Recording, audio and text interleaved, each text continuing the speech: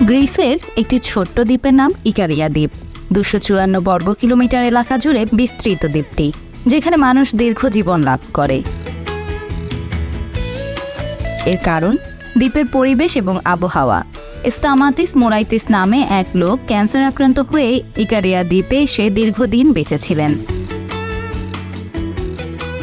আশ্চর্যজনক হলেও সত্য যে তিনি কোনো রকম চিকিৎসা ছাড়াই সুস্থ হয়ে উঠেছিলেন। জানা যায় এই দ্বীপের মানুষের গড় আয়ু 100 বছর। তবে ইকারিয়ার বৃদ্ধ বাসিন্দাদের দেখলে অনস বৃদ্ধের সঙ্গে মেলানো যায় না। তারা 100 বছরেও লাঠি ভর দিয়ে চলেন না, পাহাড়ি সিঁড়ি বেয়ে একাই উঠে যান গির্জায়। ক্যান্সারের রোগীও এখানে এসে সুস্থ হয়ে উঠতে পারেন বিনা চিকিৎসায়। শুধু তাই নয়, এমন অনেক উদাহরণ আছে এই দ্বীপে।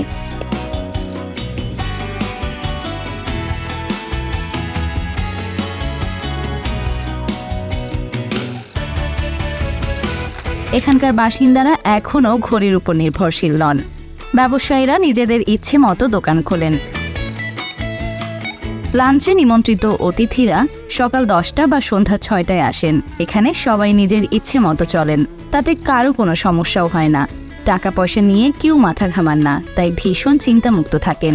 সূত্রে জানা যায় বেশি বেশি শাকসবজি, ফলমূল এসবই খান তারা। ফাস্টফুড একেবারেই নেই। মাছ মাংস পরিমাণে কম খান। মৎস্যজীবী, চাষি, পশুপালক এগুলো এখানকার মানুষের মূল পেশা। পাহাড়ি এলাকা হওয়ায় আলাদা শরীর চর্চাও করতে হয় না। তারা স্থানীয় মদ খান, কিন্তু তা 2 গ্লাসের বেশি নয়। রাতে ঘুমানোর আগে এক ধরনের হার্বাল চা খান। তাদের ঘুমও পর্যাপ্ত হয়।